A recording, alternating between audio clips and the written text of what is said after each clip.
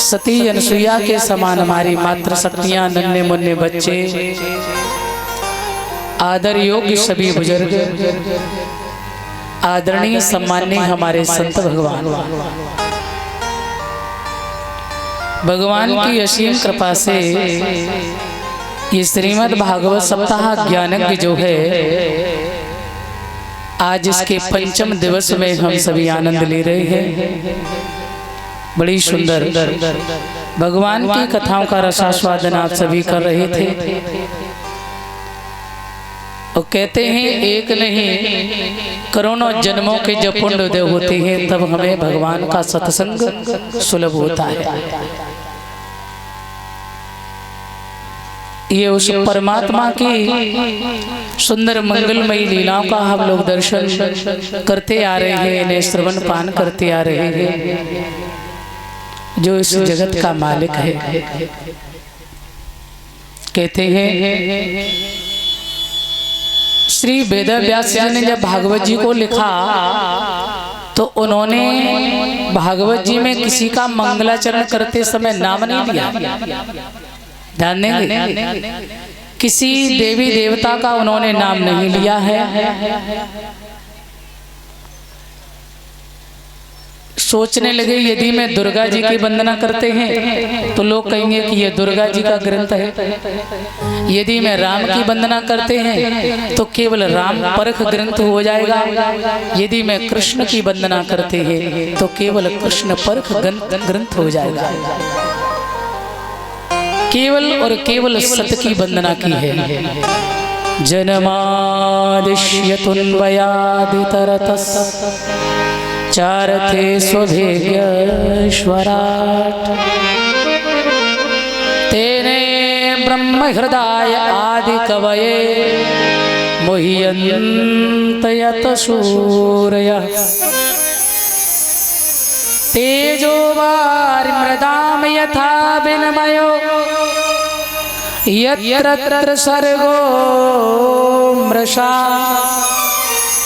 धामना स्वेन सदा निरस्तकुहकं सत्यं परम धीमहि।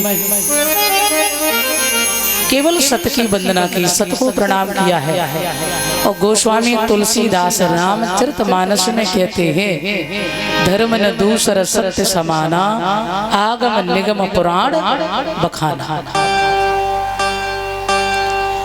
उस सत्य की वंदना की है जिस सत्य में सब समाया है।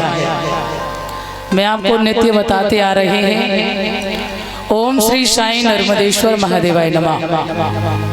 ओम नाम परमात्मा, श्री महालक्ष्मी, श्री के कई अर्थ होते हैं।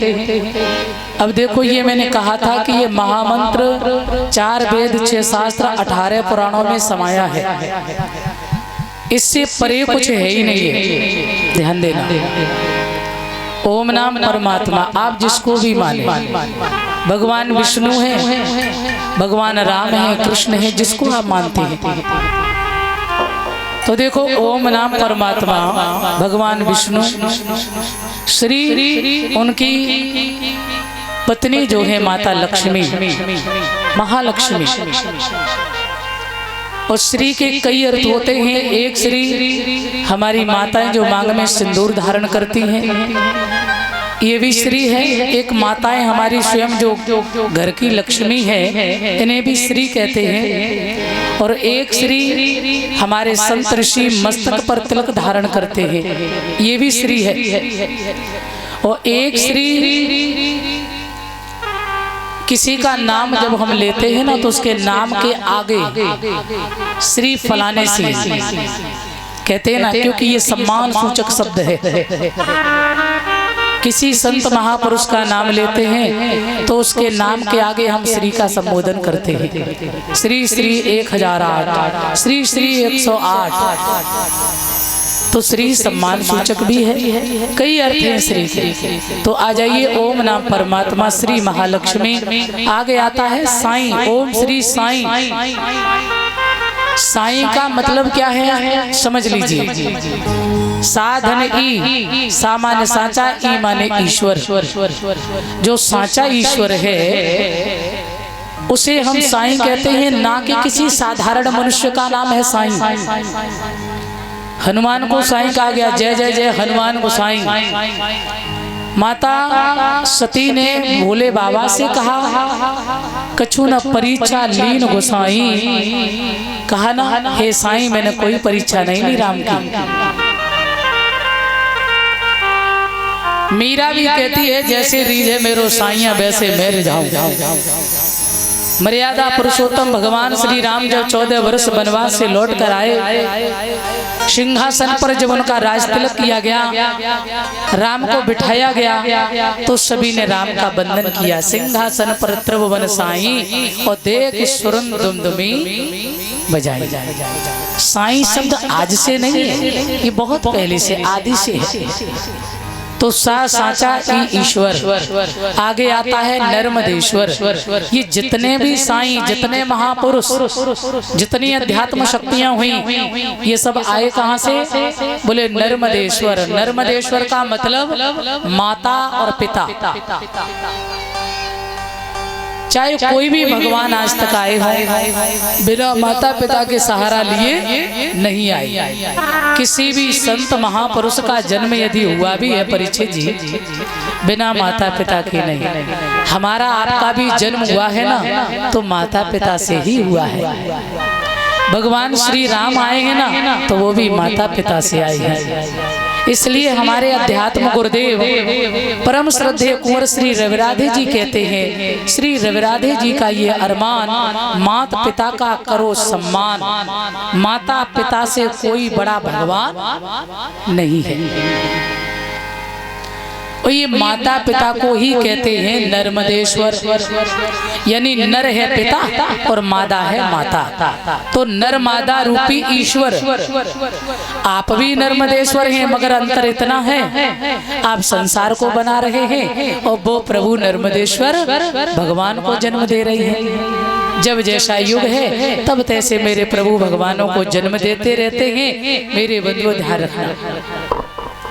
तो इसलिए वो आध्यात्मिक हैं, आप भौतिक जगत के हैं, मगर बिना नर्मदेश्वर के इस संसार में ना तो जीव जंतु, ना मानव सृष्टि, ना पशु पक्षी, किसी को भी आप देख लीजिए, जब तक ये दो नहीं होंगे नर और मादा, तब तक सृष्टि नहीं हो सकती है। तो इसलिए संपूर्ण जगत के माता पिता जो हैं, जिन्होंने 3 super duper super star 3 hero पहले पैदा किए हैं, ब्रह्मा विष्णु महेश। ये अध्यात्म क्षेत्र के सबसे पहले 3 हीरो हुए हैं। कौन? ब्रह्मा विष्णु महेश। एक सृष्टि करता है, एक पालन करता है, एक संहार करता है। इसके बाद में 2 फिल्म बड़ी सुपरस्टार हुई, एक त्रेता में और एक द्वापर में। ध्यान देना, त्रेता में आए हमारे मर्यादा पुरुषोत्तम श्री राम और द्वापर में आए लीला पुरुषोत्तम भगवान श्री कृष्ण।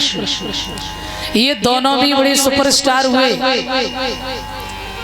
एक भौतिकता का मनुष्य बॉम्बे में जाकर के हीरो बन जाए तो हम लोग कहते रे वाह कितना अच्छा है, बड़ा सुपरस्टार हीरो है। मगर ये तो मिट्टी के पुतले हैं। इन सुपरस्टारों को भी बनाने वाले हैं कौन? हमारे प्रभु नर्मदेश्वर। तो नर्मदेश्वर इस संपूर्ण जगत के माता पिता हैं। शिव, ये सारा विश्व जो है हमारे अध्यात्म गुरुदेव से जो मुझे प्राप्त हुआ है, परम श्रद्धेय कुंवर श्री रविराधे जी से, वो मैं आपको बता पा रहे हैं। ये मेरे गुरुदेव जी का ही आशीर्वाद है। तो कहते हैं कि ये सारा विश्व जो है ये केवल नर्मदेश्वर की ही संपत्ति है, शिव की संपत्ति है। संसार में जगत गुरु सदगुरु और जो कहते हैं ना, सच में यहाँ तो हम क्या बताएं आपको, क्षमा चाहते हैं। यहाँ तो थोड़ा सा किसी का नेटवर्क बढ़ जाए ना दादा परिचय जी, वो अपने आप को भगवान से और सदगुरु से नीचा उतरना ही नहीं चाहता है। 10,000 20,000 चेला बन गए, थोड़ा नेटवर्क अच्छा हो गया तो श्रीमान जी सीधा सीधा जगत गुरु, सदगुरु और भगवान, इस पद से नीचा कोई पद लेना ही नहीं चाहता है।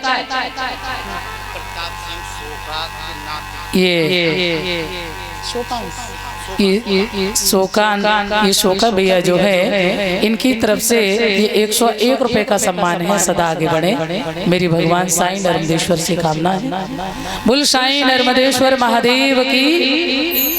अब मैं आपको जरा एक बड़ी सुंदर बात बता दे, ध्यान देना। इस संसार में बड़ी भीड़ चाल है, समझना। भले ही कुछ भी न हो किसी के अंदर, और जहाँ ज्यादा भीड़ भाड़ दिखाई दी तो लोगों के अंदर एक बड़ी, क्या बताएं, ऐसी बात रहती है जहाँ ज्यादा भीड़, अरे कुछ तो होगा, है कि नहीं? क्या बोलते? बोले कुछ तो होगा ना, ऐसे थोड़ी इतने लोग जा रहे, कुछ तो है। ये कुछ ही बड़ा, क्या बता दें आप, कुछ कुछ में ही एक जैसे नहीं भेड़ कुएं में गिरती है तो वो लाइन लगा के सब गिरती चली जाती है। ऐसे ही आज हमारे यहाँ इतना अंधविश्वास चल रहा है कि जहाँ मेरा परमात्मा है वहां हम नहीं पहुंच रहे हैं, मगर इतना अंधविश्वास। किसी ने कह दिया फला व्यक्ति बड़ा पहुंचा हुआ है, भले ही उसके अंदर कुछ भी ना हो, अपने ज्ञान और अपने विवेक से नहीं देखेंगे मगर दूसरी की बुद्धि से काम कर रहे। एक व्यक्ति था परीक्षित जी, तो एक बार किसी कारणवश झगड़े में उस